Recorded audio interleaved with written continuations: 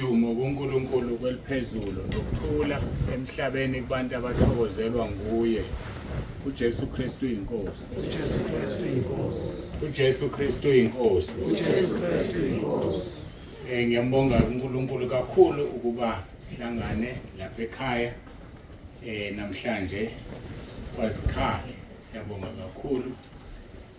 Siyabonga nakubhutwa lapha ekhaya ngisambona kade samukele. Siyabonga kwamukela sesamukele wahamba ayangilutho. Siyabonga kakhulu. Ngiyabona khona nabaqhamuka kude koThekwini khona la siyambonga uNkulunkulu kakhulu. Angithobeke ngibingelele abefundisi, omama befundisi, obaba, intombi nezinsizwa nomama bonke. Umshayi wensimbi nosiphathele uhlelo egameni lenkosi yethu Jesu. uJesu Kristu inkosi. uJesu Kristu inkosi. Sengiyanizwa ke benginganizwa. Asibongeke kakhulu bonke abenzele olusuku lwaba impumelelo. Sibonge kakhulu gogo Khumalo nomama uZikhali esingabo namhlanje. Iwelela boke ama-triplets, umama uCele usesenkosini wahamba ihlelileke lenkonzo. Siqhubeka ke ekuhleleni kwakhe nabo ogogo laba bakhona. Siyabonga kakhulu nalokho susitshele kona ngaye ukuthi wahamba kahle wavalelisa gogo Khumalo. Kuyasijabulisa kakhulu. Sasingeke sikhulume sonke emncwabeni, awulitholanga ithuba kanti nanisondelene. Kusho ukuthi usulitholile namhlanje. Siyabonga sesizwe indaba enkulu. Sibonga kakhulu. Ngithi ngikuphawule lokhu ukuthi siyabonga kuSwane nomama uNsibande bahamba izolo ngo-5 noma after 5 babuye ekuseni namhlanje after 5 abalalanga bezopheka. Siyambonga uNkulunkulu. Siyakholwa ukuthi lokhulu ibandla ngelinye ilanga likwazi ukusiza nokusebenza ngoba sinebandla elinqanyulwe izandla. Ngesizulu esijwayelekileyo amavila. Ivila kalingene ezulwini. Hayi alingene ezulwini. Yikho-ke ngangasho ngelinye ilanga ngathi yini engathi niyangiphelezela nje. Anini nezulwini asihamba uhambo olulodwa. Abantu abakhuthele emabeze ukuthi kunenkonzo bayibabuza ukuthi ngingasiza ngani mina. Asidluleke lapho. Sibonga bonke-ke abalekelelile balapha ekhaya nabafikile nibacelile gogo Khumalo nomama uZikhali balekelela labo abantu ababili kwaba yilokhu okuyikhona namhlanje. Siyambonga uNkulunkulu kakhulu ngalokho. uNkulunkulu-ke anibusise. Siyababonga kakhulu imindeni ke manje yalabo ababili ngoba kube bingathandi belungeke lwenzeke lolu suku, kodwa bavumile ukuthi abazali babo bajabule babonge uNkulunkulu. Sibonge kakhulu gogo Khumalo ukusikhumbuza izwi Isaiah 28:13 ufihla iziphambeko zakhe ngeke aphumelele, kodwa ozivumayo azishiye uyena ozothola umusa. Siyambonga-ke kakhulu. Sibonge-ke nekhwaya elisuka la lacula kamnandi bo ikhwaya lasekhaya lezo. Siyabonga kakhulu. Hayi-ke bengidlulisa nje ukubonga ngoba ngibona ngathi akekho ozobonga noma ekhona ozobonga ekugcineni, kodwa ngeke ngibongele labo bengifisa ukubabonga ngendlela engibabonge ngayo ngoba siyabonga khona kodwa siyalungisa izinto okufanele zilunge. Inkonzo yokubonga-ke la iphumuleni. Wabuya uyikhali. Cha, akukho bengikufanele wona khona bekuwukuthi nje siyabonga ukwamukelwa ekhaya. Ngase ngithi ngiyakubheka-ke ngisakubona hawu le ndoda isamukele isiyaphuma. Hayi ngiyatatazela khona. Ayilungile. Siyabonga phela amakhona wena siyahlonipheka. noma siqala sikubona bese sibona isisaphephile izoba mhlophe ngelinye ilanga ngoba siqalile ifahlaza okuza kumina ukwenziwa njani asivule izwi lenkosi kabaseKolose chapter 3 verse 17 abaseKolose chapter 3 verse 17 asicela ubaba uZulu asikhulekele akhulekele izwi egameni lenkosi uJesu mnikezeni ke mic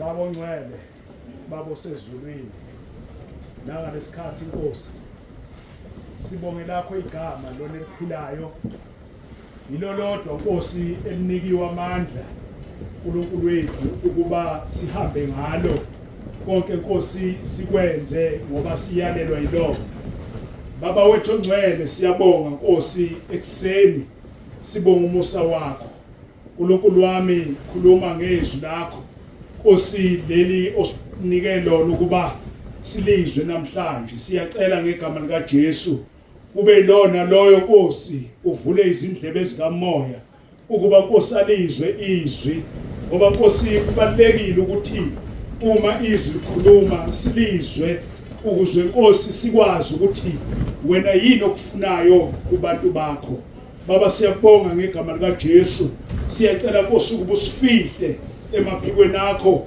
ukuba Nkosi sibiyeleke ungabikho Nkosi okuzosiphazamisa ngiyalikhulekela nalo Nkosi izwi ukuba Nkosi ulivikele lingaphazanyiswa lutho uNkulunkulu wami siyazi ukuthi isitha usathane siphumile Nkosi siyalwa silisana nezwi alifuna ukuba lifike kubantu bakho belizwe siyacela ke Nkosi ukulibiyele ngegama lika Jesu ophilayo Mntwana wakho Nkosi ozoma phambi kwethu uNkulunkulu wami siyacela ukuba moya ongcwele ube naye umnika amandla umqinise umbiyele Nkosi ngamandla akho umvikele Nkosi nangenkazimulo yakho thumela umlilo wasekhaya esilwini ukuba Nkosi umzungeze ngemuva nangaphambili ubeke isandla sakho Nkosi phezukwakhe ngegama lika Jesu ophilayo Baba siyabonga manje naphakade amen Amen. Jesu inkosi Jesu Kristu inkosi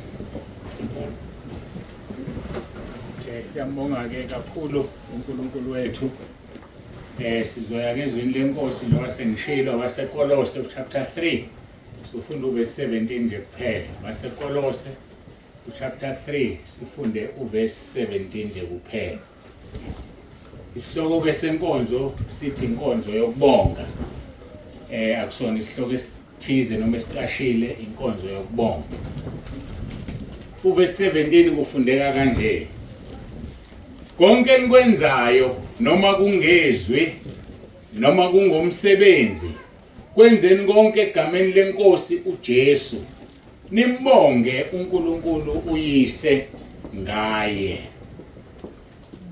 konke enikwenzayo noma kungezwi noma kungomsebenzi kwenzeni konke egameni lenkosi uJesu nimbonge uNkulunkulu uyise ngaye siyambonga ke kakhulu uNkulunkulu ngalelizwi lithi konke esikwenzayo masikwenze egameni lenkosi noma ngabe uyakhuluma noma ngabe kukhona okwenzayo kwenze egameni lenkosi yethu uJesu Kristu inselelo ke le esibhekene nayo ngoba uma kuthiwa konke esikwenzayo kungaba ukukhuluma kungaba ukuhamba kungaba ukuhlala ngisho uhlala phansi hlala ukwenze egameni lenkosi uJesu sijwayeleke masibala izinto kube nezinto esingazibali kanti nazo zisemqoka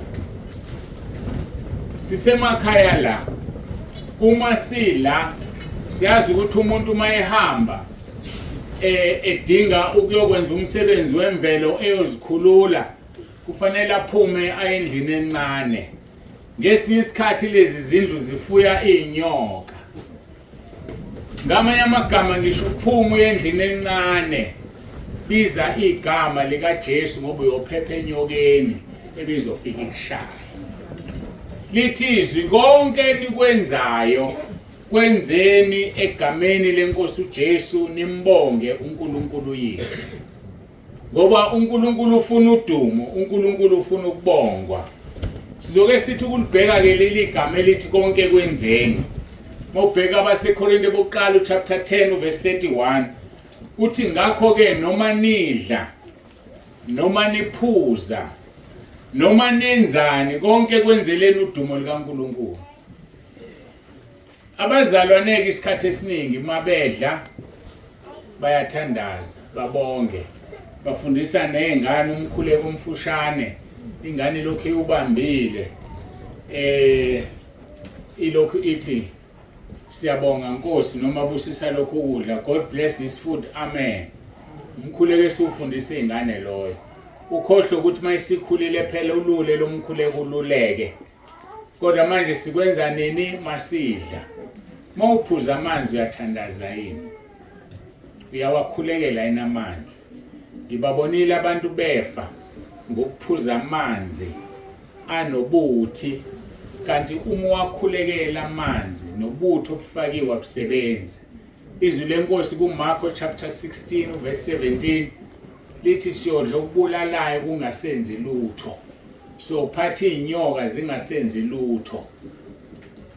Inyoka idume ukuthi mayishaya umuntu njani uyafa. Kodwa konke mawukwenza egameni lenkosi ayikwenzi lutho inyoka. Ngazi uma niyakwazi lokho. Ngeke ikwenze lutho. uPaul mawufunda kwizenzo wake wathetheza izinkuni kanti ubambe nenyoka engaboni, uthe mayephonsa izinkuni emlilweni yasinamathela la kuye esandleni yamshaya wasesinikini isandla wayininela emlilweni. Abantu baleso siqhingi balinda becabanga ukuthi uzofa kodwa akafanga ngoba konke akwenzayo wayekwenza egameni lenkosi. So ake sifundeke ukwenza izinto egameni likaJesu. Uyakholwa awukholwa, ake ukholwe egameni likaJesu ngoba uzenzile izinto egameni labanye abantu kodwa zikusizanga. Uzenzile izinto ungalibizi leli gama elinamandla zikusizanga. Uma ke siqedela leli verse abaseKorinte bokuqala chapter 10 verse 31 uthi ngakho ke noma nidla noma niphuza noma nenzani konke kwenzeleni udumo likaNkulunkulu. Verse 32 wakhona uthi ningakhubekisi nabaJuda namaGreki nabandla likaNkulunkulu. Uma senza izinto kukhubeka ibandla likaNkulunkulu, kukhubeka umnikazi webandla, kukhubeka umnikazi womzimba, ngoba ibandla likaJesu lingumzimba wakhe. Azathi uJesu umuntu okhuba abe munye kulaba makuboshwe itshe lokugaya entanyeni aphonse ekujuleni kolwandle ukuze azike angaphumi. So kufanele sithandaneni singabazalwane, kufanele singakhubani. Angabibikho umuntu omkhubayo, angabibikho umuntu omsongela athi ngifuna ukumtshela usibani bani, ufuna ukumtshela ezakhe, wena ezakho uyitshela ubani, ufuna ukutshela abanye abantu ezabo nje.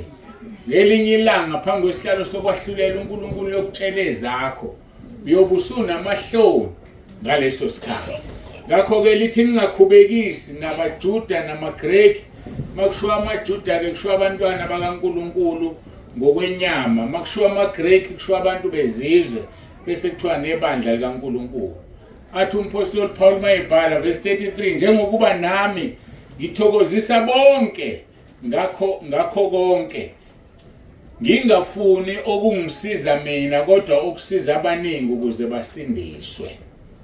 Yini oyenzayo wena ukuze abantu basindiswe? Noma okwenzayo ukhuba abantu ukuthi abantu bangasindiswa bayesihogweni? Yini oyenzayo ukuze abantu bayezulwini?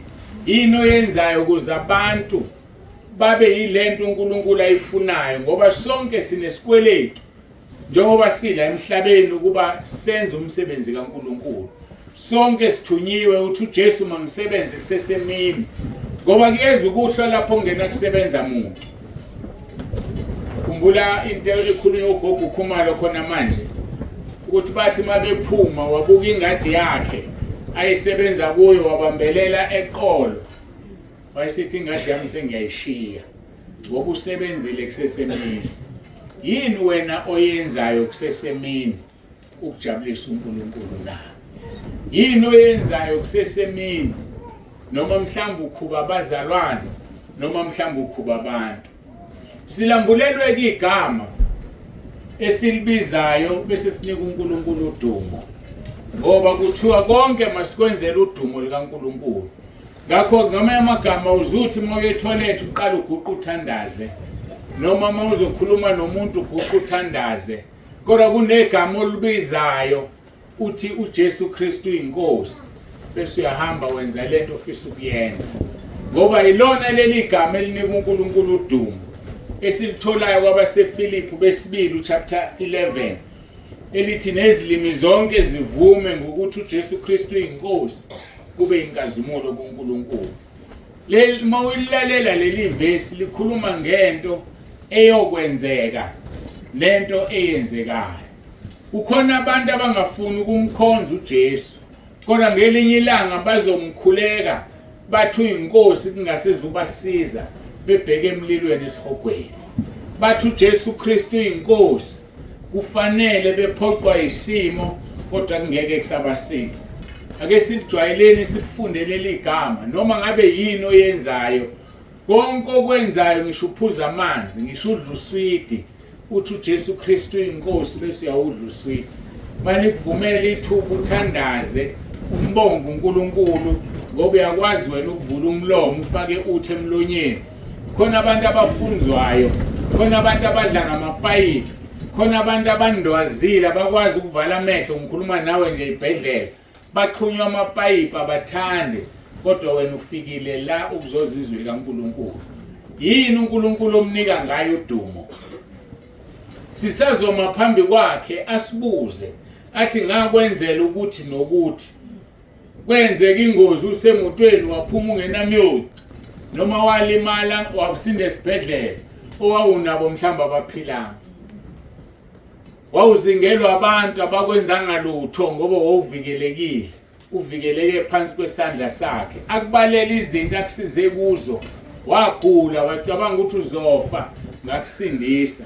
Yini wangenzela yona na? Uyophendula uthini uNkulunkulu ekubuza lo mbuzo?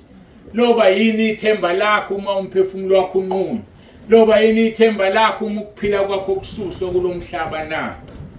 Ngakho ke funda ukujwayela ukuthi uJesu Kristu inkosi, ngoba baseRoma 10 verse 9 lithi uma umvuma uyasindiswa. Umvume ukuthi uyinkosi kube ukusindiswa kwakho, ngoba uma ungamvumanga uyophoqeka ngale kwethuna kungasakusiza ukumvuma.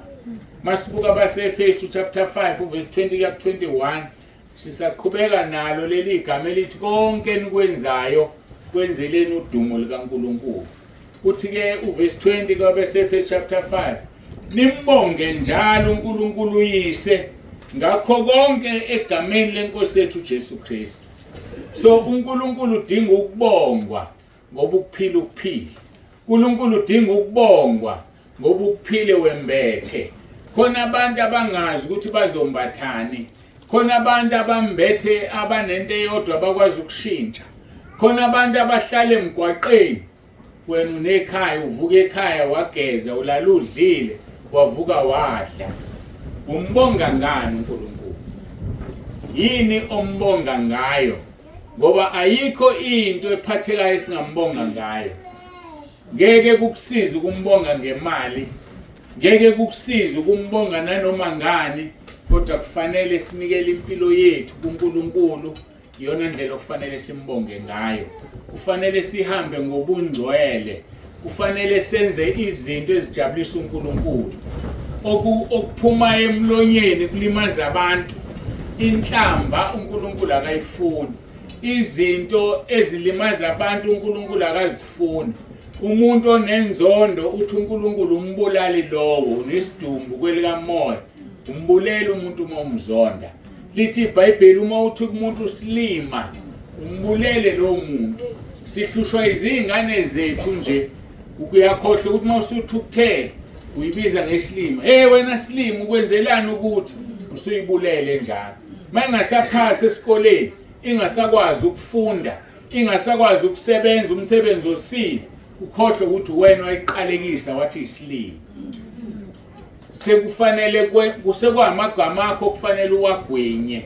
Ngakho asigade into esikhulumayo ngoba lithi iBhayibheli into esikhipha emlonyeni wethu siyadala ngayo. Kakhulu wena mzali olethe umuntu emhlabeni, into ikhuluma phezulu kwakhe iyafezeka. Qaphela izinto ozikhulumayo. Ungabizi ingane ngesilimo, ungabizi ingane ngesiduphungu. Yakhe uma ifelile esikoleni itshenta izophasa ngokuzayo. Uyigqugquzele uyakhe, ungakhuluma izinto ezinegative. Khumbula abanye bethu, ugogo wakhe usemncane waxabana nawe mhlawumbe wathi wena ngeke ugane, wakhohlwa. Uganileke nje? Awuganile ngoba kwasho ugogo wakho. Athi ugogo wakho wena ngeke uzale uyahlupha, akushakusha kusho awunta unazi ingane nje. Ugogo wakho walikhuluma. Kodwa woza kuJesu so reversa lawo magama ayahlehla mawuza kuJesu. Zonke izinto ezikhulunywe phezulu kwempilo yakho ezingalungile ziyahlehla zisuswe. Kubiza ukuthi uze kuJesu. Abanye siphila nabo la basemgodini. Baphile emgodini. Uyothi omunye hawu uphila kanjani umuntu emgodini la? Yakhumbula uhamba leya nyanga. Uhamba lo lesasangoma. Nimba umgodi nihlaba inkukhu nifake inalithi. Utho ngifuna uyongithola la. Wazishiya emgodini akusiwena ohambayo la. Yikho ungalungelwa lutho ngizokutshela mina iqiniso. Ngeke kulunge lutho ngoba wathi okufuna uyokuthola la. Isibusiso sikaNkulunkulu siyakufuna. Sizokuthola apha emgodini. Asingene emgodini. Izinto ezinhle ziyakufuna. Lithi iBhayibheli okuhle nomusa kuyangilandela. Ukulandela kushona apha emgodini. Yikho uhlupheka nje.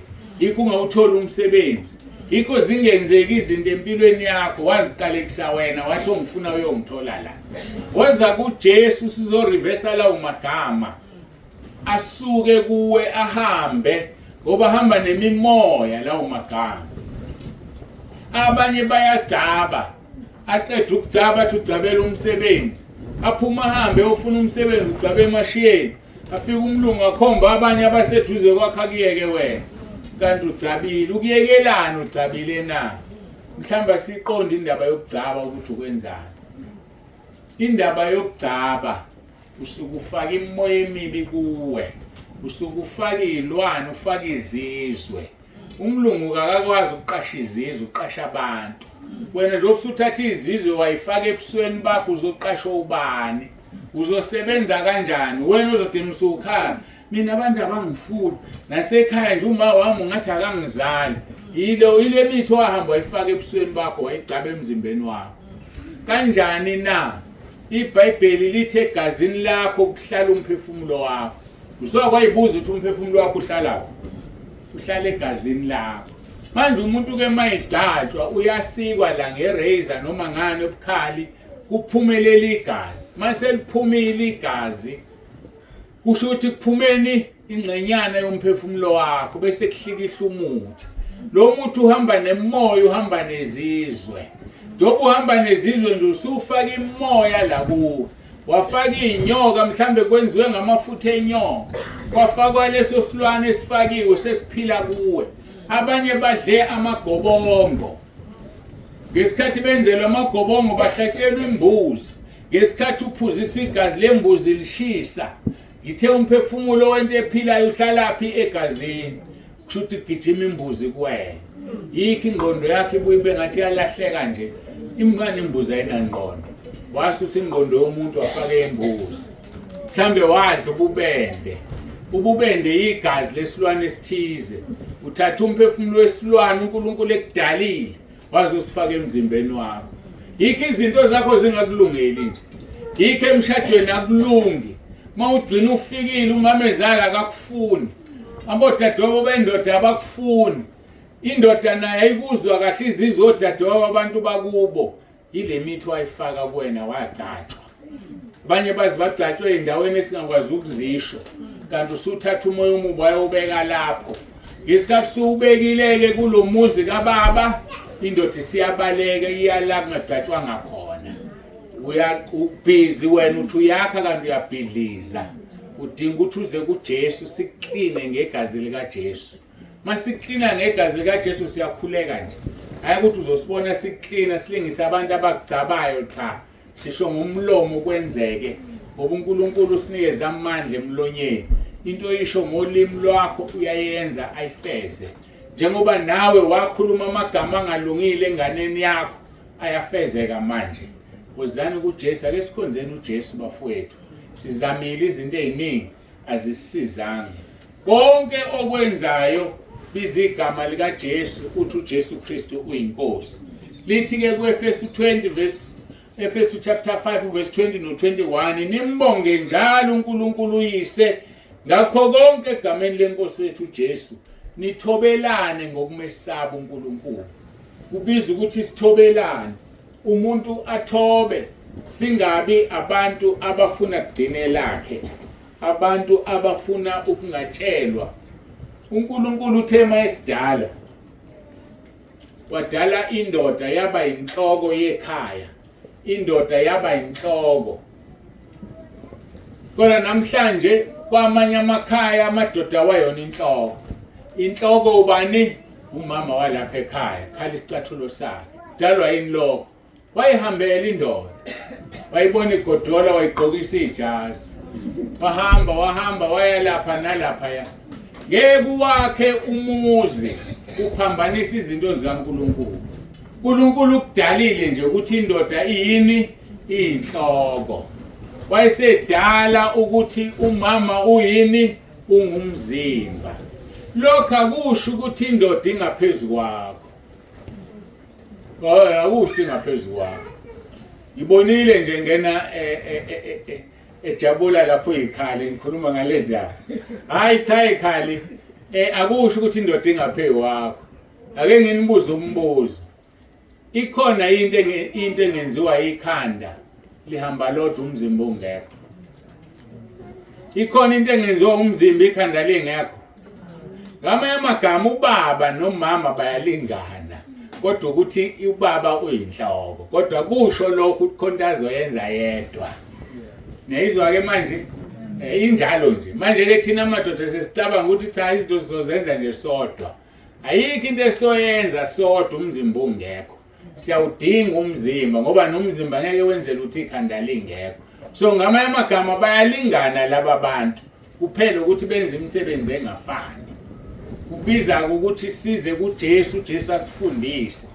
Ngikhumbula omunye umama owayeshaywa indoda imthuka mayisiphuzile. Ithi mayingena lapha egatini imehle ngenhlamba izizongena ekhaya mayiqeda ukufika ekhaya idonsa imvubu yayo imshaya.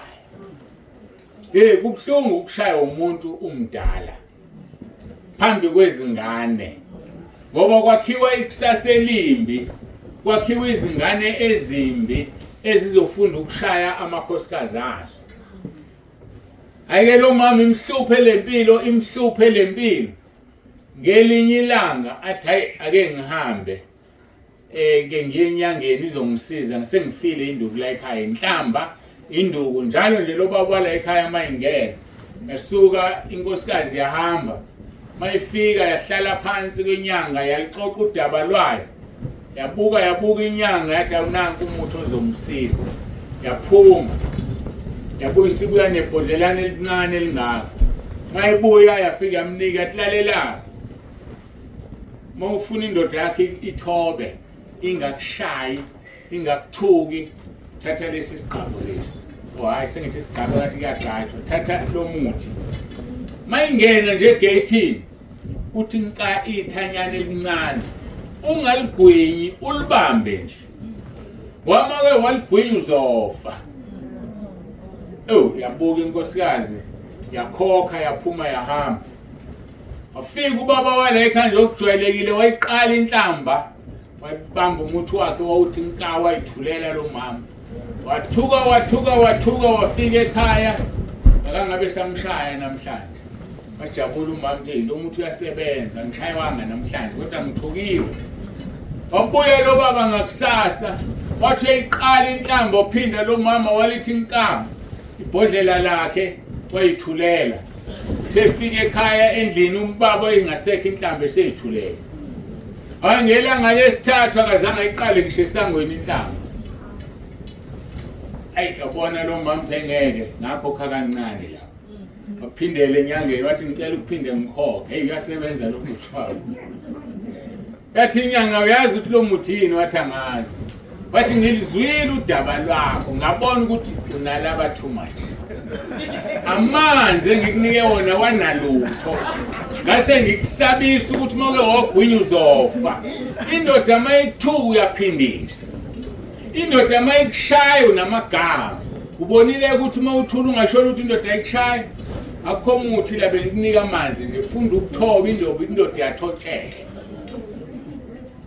angithi sithe indoda inhloko sathi inkosikazi umzimba umlomo uhlala emzimbeni noma ekhanda pho inkosikazi ikhulumela ngoba kufanele ithule ukuze umuzi ube njani uphile uye phambili kube mnandi la ekhaya ngoba nobaba uzoyeka ukukhuluma ngoba inkosikazi injani ithule nithanda ukukhuluma too much anophuza amanzi usiyathula uyobona ukuthi kuyokusiza ungalokhu yokhokha wakhokha lo ekhokhela amanzi washiya kwakhe ekhaya kukho konke nikwenzayo nimbonga uNkulunkulu yise ngakho konke egameni lenkosi yethu uJesu Kristu nithobelane ngokumesaba uNkulunkulu sikulelo gama lokuthoba siyathobelana uma ke konke sikwenza egameni lenkosi yethu uJesu sibonga uNkulunkulu yise ngokwenze njalo uNkulunkulu uthola udumo ngoba thina sinikeza uNkulunkulu Baba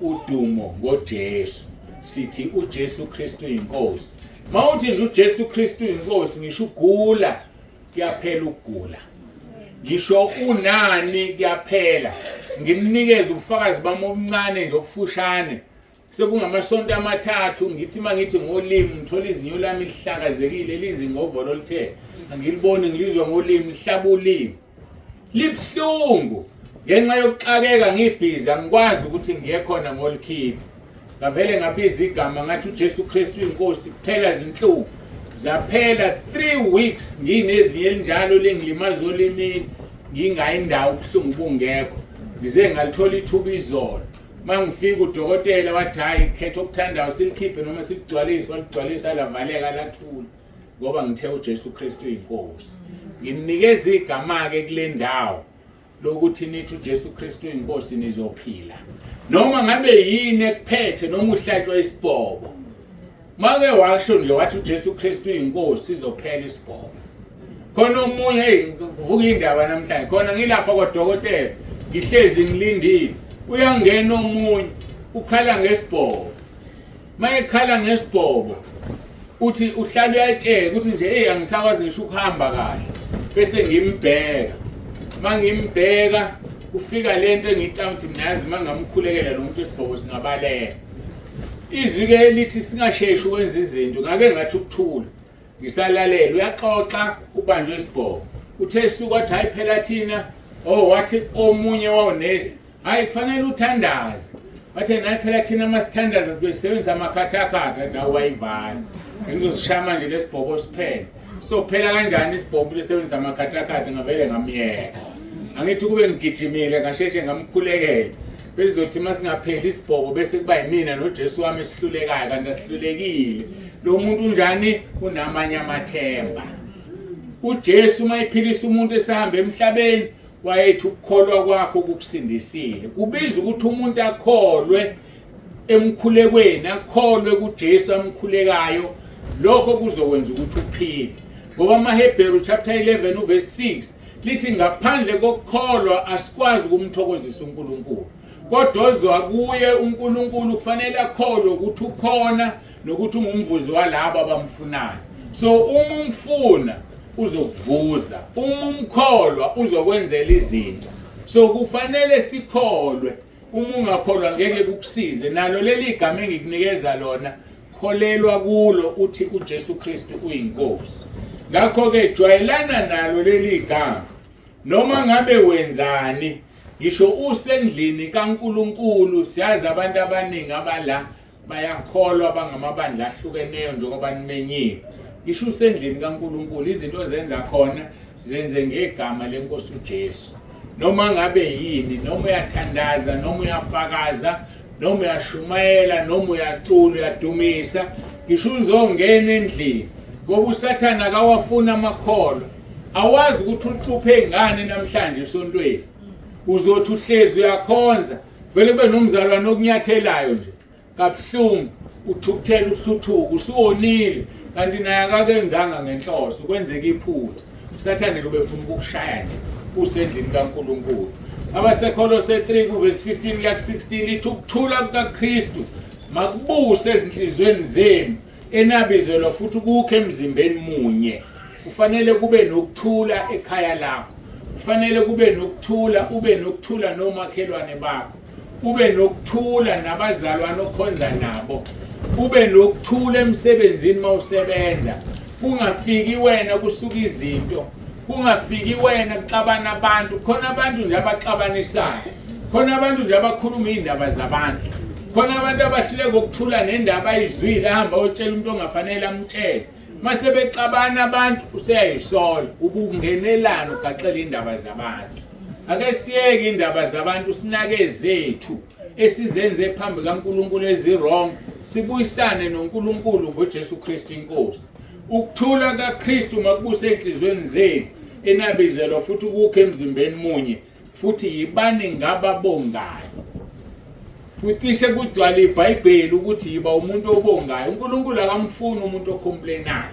uNkulunkulu akamfuni umuntu okhononayo. Wabaqeda abantwana bakwaIsrayeli ehlane bekhonona bethi sikhipheleni Mose eGibhithe. Bekhumbula, yazi kongcono babekhumbula into eyisini. Lithi iBhayibheli babekhumbula uanyanisi. Entweni zizonke usungakhumbula anyanisi, uzubulawe ehlana kubulala uNkulunkulu akubulala ethi ukhumbula anyanisi. Ayisekho into engcono ngayikhumbula. Ngama amagama lento ichaza ukuthi uNkulunkulu akanandaba. Uma nje ukhonona ukuthi ukhonanele ini, uyaxabana naye. Ukhononela ilanga lakhe. Njengeni ihlobo nje sizobeza abantu esafa ukushisa. Unezono ezimbili ngaleso sikhathi. Uqamba amanga uthi uyafa kodwa ufile. Okwesibili uyakhonona, uNkulunkulu amfuni into okhononayo. Siphume emakhazeni safa amakhazi kodwa nakho khona nje awufile, waqamba amanga. Umuntu oqamba amanga akangena ezulwini. So gada ulimi lwakho, gada into oyikhulumayo. Kulula kabi ungena ezulwini kodwa ufuna ugada izinto ozikhulumayo. Ngoba uzokhuluma izinto uhambe uyosha nezifebe neziphingi ungazange ukwenze, ngoba wena uyakhuluma nje noma kanjani. Lithi ke ukuthula kaKristu makubuse enhlizweni zenu enabizelwa futhi kukho emzimbeni munye, futhi bani ngababongayo. Izwi likaKristu lihlale phakathi kwenu livame, nifundisane ngokuhlakanipha konke, niyalane ngamahubo nangezihlabelelo nangamaculo komoya, nimhubele uNkulunkulu enhlizweni zenu ngokubonga. Siyahuba sihube ngokubonga. Konke esikwenza endlini kaNkulunkulu sisenkonzweni sikwenza ngokumbonga uNkulunkulu. Ngoba abanye okufana ngabe baye enkonzweni abayile, mhlambe balibele bayayiphuzela lapha, balibele benza izinto ezithize lapha, wena utholile ithuba kodwa usudlala ngalo ngoba ukwenze egameni lenkosi. Ngisho umuntu eshumayela, asishumayeli ngomhawu. Liyakucacisa iBhayibheli lokho, sishumayela ngesiminya, sishumayela ngeqiniso. Base Philip chapter 1 verse 15 kuya 18 lithi abanye kambe bashumayela uKristu ngomhawu nangombango, kepha labo abashumayela, abanye bashumayela ngenhliziyo enhle. Laba abashumayela ngenhliziyo enhle bashumayela ngothando, bazi ukuthi ngimisela ukuvikela ivangeli. Sishumayela ngothando, sishumayela ngenhliziyo enhle. Abangashumayeli ngothando babonakala ngokukhonza imali. Abantu bayikhonzela imali. Mfundisi ngicela ungikhulekele, niyahlupha njalo nina masibanibani nifuna ukukhulekela kodwa umuntu animphisha idrink. Ihlanganaphi idrink nomkhuleko? Ayihlangani lento le. Senaze nathi abafundisi bayadizela. Abadizelwa abafundisi. Akadizela uNkulunkulu. awuceli awunikeli ngokucela. Khona abantu abafundiseke kabi, umuntu akhipha 50 rand wakhe athi ngifuna ingane yami iphase kananku 50 rand. Uthenga uNkulunkulu ngo50 rand ushibhile bolo wakho. Ushibhile. uNkulunkulu ufuna ukukhuleka ucele, mawunikela nje nikela. Hayi ukuthi uyacela ngomnikelo ngoba uNkulunkulu udala izulu nomhlaba ingcebo yonke ingeyakhe. Manje ngimthenga ngo50 rand, uNkulunkulu ushibhile wena. Ngakho ke masishumayela noma sikhulekela abantu noma senzane asikwenzi ngemali ngoba uNkulunkulu amandla akhe asinikeze wona.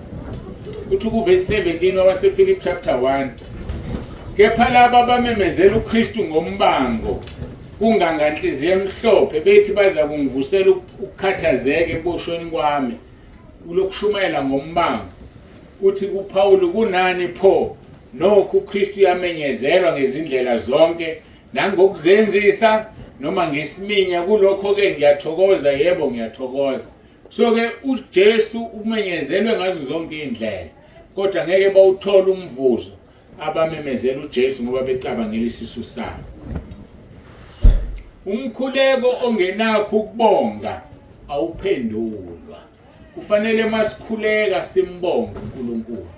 Umkhuleko ongenakho ukubonga awuphendulwa ngoba uthi uNkulunkulu masikhuleka cela ubonge ngaso leso sikhathi ngoba into oyicelayo ufana nokuthi usunayo ngoba uyamkholwa. Abantu abaningi kayiphendula umkhuleko ngoba ababongi, bayacela nje. Nina nibadala ingane yakhe lokhu icela njalo ingabongi, udina uyinika, uyayeka ukuyinika, yazi wena uyahlupha lokhu ucela njalo nje awubongi kodwa. So ke naye uNkulunkulu ufuna masicela bese siyabonga, sibonga ngaso leso sikhathi singakemukeli lutho, abese jabula bonke uyamthemba uyamkholwa, abese kumukelisa nangaphezulu kokucelile. Umkhuleko ongenakho ukubonga nokudumisa kuba umkhuleko wokukhonona.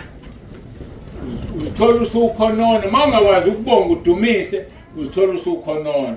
Umkhuleko ongenakho ukubonga kuba umkhuleko ongenakho ukukholwa. Awuphenduli umkhuleko ongenakho ukukholwa. AmaHebheru 11:6 sengeke ngawacaphula lithi ngaphandle kokukholwa kwenzeki ukumthokozisa uNkulunkulu. Ukubozayo kuyena umele ukukholwa ukuthi ukhona nokuthi ungumvuzo walabo abamfunayo. Uma ukholwa ukuthi okucelayo uzokunikwa, uyabonga usacela. Awudingi ukuphinde ukubuye uzobonga ngesinye isikhathi. Basekolose 4:2 loyo uthi qiniselane ekukhulekeni nilinde kukho ninokubonga. Qinisele ekukhulekeni. Khishwa legama lokuqinisela ngoba ukukhuleka akulula. Ngeke sikhohlisane. Kufike kufikizwe kwelithi ukhuleka. Kama ngiqeda ukwasha nje ngizokhuleka. Qeda ukwasha usukhohlile. Lifike khuleka. Hayi mangiqeda nje ukupheka ngizokhuleka. Qeda ukupheka usukhohlile. Uyeka yonke into makufikizwe lithi khuleka uhambe uyokhuleka. Awazi noma mhlawumbe ukhulekela ingane yakho nje izongena engozini yemoto. Uzothi uqeda ukukhuleka kube ngena ucingo. Ithi ingane yakho ma ngiyabonga kade ngingene engozini ngiphume ngenalutho. Kusuwazi wena hawu ngilalelile kade ngikhuleka ngingazi ngikhulekelana. Asifunde ukukhuleka. Sikhulekela izingane zethu. Nezingane zethu azikwamukele ukuthi siyakhuleka singabazali. Nazo zikhuleke. Ngoba uma zingakhuleki uNkulunkulu uyayeka ukuzinaka. uNkulunkulu uyaniyeka ukuzivikela. Ngakho fundisane izingane ukukhuleka abazali. Nezingane mazifundiseke ukukhuleka. Ngikhumbula ezinye insizwe ezazinomama ozithandayo. Lezi insizwa zinomama oyithandayo. Njalo masiphuma ngemoto umama wazo wayezibiza azikhulekele. Akhulekele ukuphepha kwazo. Njalo mazihamba azikhulekele.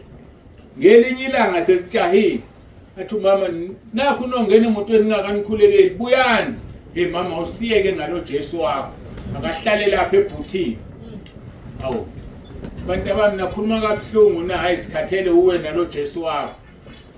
Anongiphathela amaqanda ake abantu abami bahambe. Bandebeleke benze yonke into abayifunayo bathenga amaqanda kamama bafake ebhuthini. Mabeqeda lapho sebethi bayabuya bavele bangene accident shayisane netruck igoqana imoto ibe ngabo bafe bonke abafana bakamama oyedwa angazi noma babe u3 noma bawu4 bafe bonke mayisimoto sizodonsa makuvulwe ebhuthini akufanga nelodi iqanda ngoba lali ihlezi noJesu bathi abafana simfundo uJesu wakho mfake ebhuthini bahlala ebhuthini wavikela amaqanda akabavikelanga bonke asikwamukele ukuthi siyakhuleka masikhuleka sixhumana nomdali wethu osilethe emhlabeni abantu abanye baye bathi waletha umzali wakho awulethwa ngomzali wakho umzali wakho wayefana nemvilopi akahamba nisayibhala incwadi manje sekwenziwane kubhalwa ama-SMS sithi kumzali wakho ufana nefoni ngoba uquketheni i-SMS ewuwena umuntu uvula ifoni afunda imessage ayithatha ayibeke lapha kuseyincwadi ovula imvulopu uyidabule noma kanjani ufuna incwadi ephakathi so kumzali wakho njengemvulopu wakuletha emhlabeni nawe ngelinye ilanga uzoba imvulopu uletha abanye emhlabeni so ke ma uyimvilophi-ke awunakiwe abanendaba nawe unakwe le message ephakathi emvulophini kodwa yazi ukuthi-ke asikhuliseni iy'ngane zethu ngokukhuleka zimazi uJesu ukuthi ukhona uyavikela uzodina sevikela amaqanda angenamsebenzi ngoba singamfuni simkhombe ebhuthini uma-ke ukholo ukuthi okucelayo uzokunika uNkulunkulu uyakunika masifunda u1 John chapter 5 verse 14 no15 lithi lesi sibindi esinaso kuye sokuthi uma sicela utho ngokwentando yakhe uyasizwa sihlusho ukucela izinto ngokungeyona intando kaNkulunkulu yazi intando kaNkulunkulu uma uthandaza ucele ngokwentando kaNkulunkulu uma sazi ukuthi uyasizwa noma sicelane siyazi ukuthi sinakho esicelileyo ingakho kufanele ubonge njengoba bebonga nje labo mama ababili bebonga ukuphila kuze kube manje sebekhulile bayambonga uNkulunkulu abaningi abafikanga kule minyaka yabo abanye abazofika kulaba sihlezi nabo la ngoba bakwazi ukubonga uNkulunkulu mbonga uNkulunkulu emzini wakho hayi ubonga abangasekho bahambile njengoba sonke sizohamba uhambe singeke sisabuya kulo mawuphuma edolobheni uyabuya ngithi kodwa khona leli langa la uyophuma ungabusabuya lapho ke kube sekufika isikhathi sakho so ke wonke umuntu udalela ukuthi afe emva kwalokho kube ukwahlulelwa maHebheru 9 verse 27 akekho umuntu oyokomela othi njengentethe wonke umuntu uzofa athwala umhlabathi ngesifuba nami ngizowuthwala nawe uzowuthwala and inkinga enkulu yokuthi ubani ozowuthwala kuqala nje wasihlezi la khona umuntu onumber 1 ubani ozowuthwala kuqala mawusuthwalile uzofika uthini kumdali wakho umdumisile umbongile umjabulisile noma wenza izinto angazifuni udlizona ngakho ke uma sazi ukuthi uyasizwa noma sicelane siyazi ukuthi sinakho kuMathewu 21 verse 22 uthi nakho konke ningakucela ngokukhuleka nikholo niyakwamukeliswa noma yini oyifunayo uma ukhona uzoyithola cela ukholwe ubonge uzoyithola ngakho ke thina simele ukukhuleka singaphezi khulekani ningaphezi kukho konke nibonge ngokuba lokhu kuyintando kaNkulunkulu kuKristu Jesu ngani yonke nje into enzeka kuwena intando kaNkulunkulu makushona umama intando kaNkulunkulu kushona ubaba wekhaya intando kaNkulunkulu mbonge uNkulunkulu lokho kuzokujabulisa apholisa amanxeba ngoba nawe uyalandela kuzokusiza ngani ucomplain athathe ingane yakho othe yakho kahle kahle kuzona ingane zethu lezi usitshelekile wathi asikhulise wama seyithatha akaceli kuwe abanye sebehanjelwe izingane bebelinde ethi bazongcwatshwa yizo kodwa ibona sebengcwabe ingane ngani na ngoba uNkulunkulu singabakhe asibona bomuntu kuba besingabomuntu ngabe sishaya imithetho ukuthi cha mina ngifuna ukungcwatshwa ingane yami hayi akuhambi kanjalo yongcwatshwa nje abanye ngoba isidumbu sakho akufanele sidliwe izinja kodwa mhlambe lokhu ufisa ukuthi akungcwabe wena uzomngcwaba. Umbuzo ukuthi ke malifika lolo suku uyofika uthini phambi kaNkulunkulu na? Sifanele usihlala sikhuleka simbonga uNkulunkulu ngakho konke. Iphethe ngamadoda awuthoko ayenothoko ayishumi ahlangana noJesu ngoba eyodwa yawo yabonga. Ngikhuluma ngamandla okubonga. Lamadoda ayishumi amemeza acela kuJesu ukuthi awasize. uJesu bayihlangana nawo wayesewatshela ukuthi hambani noyiveza kubapriest.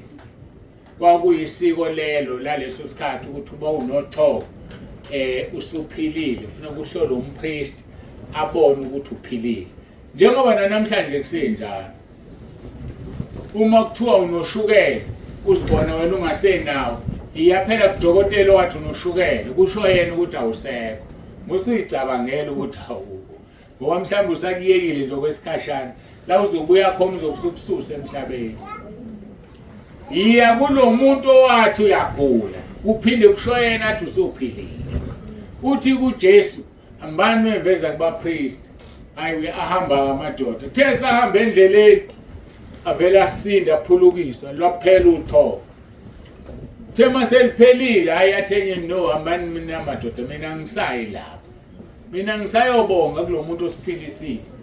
Ngoba kusemqoka ukubonga ahamba lawa ishagalolunye amadoda kubapriest. Nawo ahamba ngekholo athi senzizwe. Jika-ke wena uthelo osiphilisile asenze njani asiye kubapriest. Kanti ukubonga kudlula lonke izwi elikhulunywe phezu kwakho. Mbonga uNkulunkulu umdumise ngoba uyajabula mayidunyiswa. Abuye le ndoda idumisa uNkulunkulu ibonga ijabule yafika yaguqa phambi kaJesu. Mayisiguqile uJesu wabuza. Wathi akuhlanjululwanga yini abayishumi na lapha kuLuka 17:17. Akuhlanjululwanga yini amadoda ayishumi na baphi pho abayishagalolunye. Abafunyaniswanga yini ukuba babuye kunika uNkulunkulu udumo kuphela kube yilo izizwe na? Wayesethi kuye uJesu sukuma uhambe ukukholwa kwakho ukusindisile. Laba bawu9 abayizwanga lelo zwi. Kodwa lo wafika waguqa phambi kaJesu wathi sukuma uhambe ukukholwa kwakho ukusindisile. uJesu ke mayikusindisa akasindisi inyama kuphela, usindisa inyama nani nomphefumulo ukuze mawufa ungene ezulwini. Okungukuthi laba bawu9 lwathi malifika usuku lokufa abalibonanga izulu. Uyedwa owathi mayefa walibona izulu. Ngenxa yokubonga kwakhe wathola insindiso. Angithi wayesesindile othokweni. So mase kuthi ukukholwa kwakho ukusindisile sekushoni umphefumulo. Ake sifunde ukubonga. uNkulunkulu uzosindisa nomphefumulo wakho. Ukusinda esifweni sakho akusho ukuthi usindile emphefumulweni. Sithanda ukusinda emzimbeni kanti umphefumulo ekubhujiswe. Ingakho kabaseRoma 10:9 besindisa umphefumulo kuqala bese sigcina ngenyama. Ngoba vele inyama izosala la umphefumulo awufi. Inguna phakathi awufi. Inguna phakathi lakho uzolichitha esihogweni noma uzochitha ezulwini. Kusemqoka ukusindisa umphefumulo kunokusindisa inyama. Uma usindile emphefumulweni noma ungesinde enyameni kodwa uzofa uhambe ezulwini. Ezulwini awekho ama-wheelchair. Ngisho ungahlala kwi-wheelchair ma usindisiwe emphefumulweni ezulwini yokusuhamba ngenyawo zakho. So ake sifune ukuphilisa ingaphakathi lethu. Sisusa ukungcola, sisusa izona, siye kukona ukuze masidlula kulomhlaba. Ngoba singabahambi singabafokazi singene ezulwini. Sengifikile emaphethelweni enkonzo yami engiyiphethe. Ngakho ke kuzobiza ukuthi umbonge uNkulunkulu. Sihlala emakhaya ahlukeneyo njengoba sila. Usuka kwambonga uNkulunkulu ngeingane zakhe akupha zona. Usuka kwambonga uNkulunkulu ngomuzi. Abanye abahlezi endlini ezinethana. Usuka kwambonga uNkulunkulu ukuthi wena ukhuliswa abazali bakukhulisa kahle. Abanye bakhula babaza abazali. Abanye bakhula bafika kabuhlungu emhlabeni. Bafika ngendlela ebuhlungu eyihlazo kodwa bayaphila ngoba uNkulunkulu banike ukuphila. Mhlawumbe wathi umama ehambe yotheza noma yokha amanzi, wabanjwa umfana thizeni wamdlwengula, waphuma lo muntu. Kodwa uyaphila naye njengawe nami, kodwa kanabo abazali akazazi isibongo sakhe. Wena esakho uyasazi. Ngibonga ngani uNkulunkulu? Uzofika uthini kuyena? Ukhule kahle ekhaya, yena uyakhula akasazi isibongo sakhe. And njalo uma icabanga ukuthi kwenza ubuhlungu kumama wakhe kwase kuvela yena, akumnandi lo. Wena kodwa unayo leyo. Ake simkhonzeni uNkulunkulu, umnikezile ukuphila, uyaphila. Nansi iCovid isiphuma kuyona. Bafile ihlobo zethu, bafile esibathandayo. Sasala usele ngobuhlakaniphile, usele ngoba uNkulunkulu ekuthanda. Yini oyenzela uNkulunkulu? Yini ofuna uNkulunkulu? Ufuna aze enze njani ukuze ubone ukuthi uyakuthanda? Ngakho-ke njengamanje ngivula ithuba labantu abangakaze bamukele uJesu. Ngifuna basukume, ngithandaze nabo, bamukele lo Jesu, bamkholwe lo Jesu, baphile kulo Jesu, bamuzwe basize empilweni yabo. Khethe yakho, indlela zimbi, khethe yakho,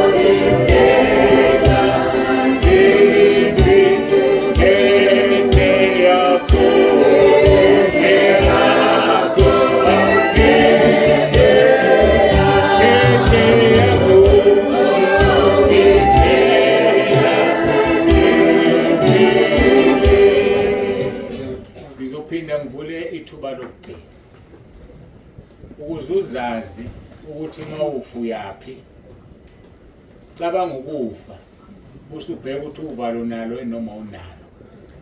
Ngikhuluma nabantu abangakaze bamamukela uJesu.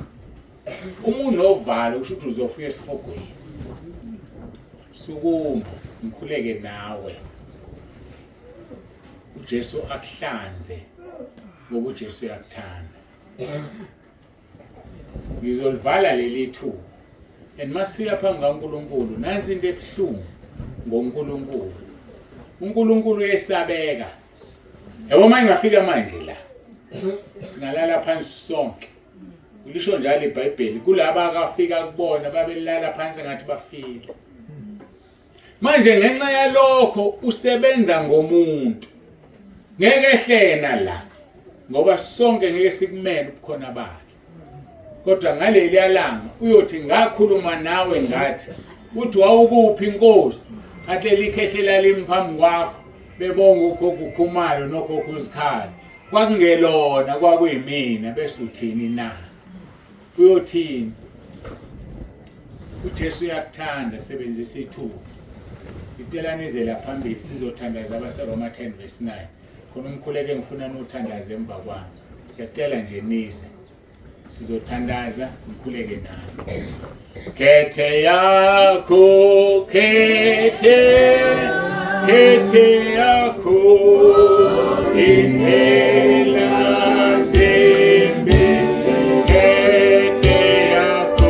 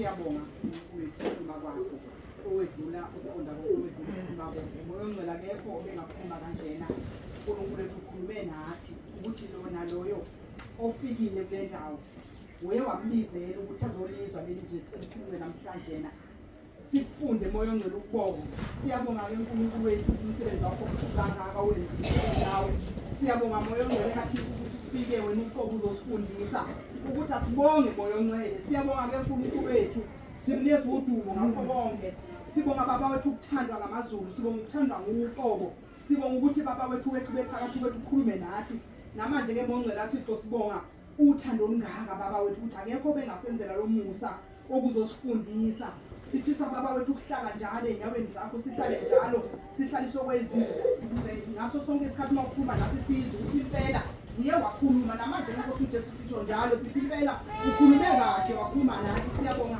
kakhulu uNkulunkulu egameni likaJesu igameni likaJesu Kristu oseNazaretha uJesu Kristu inkosi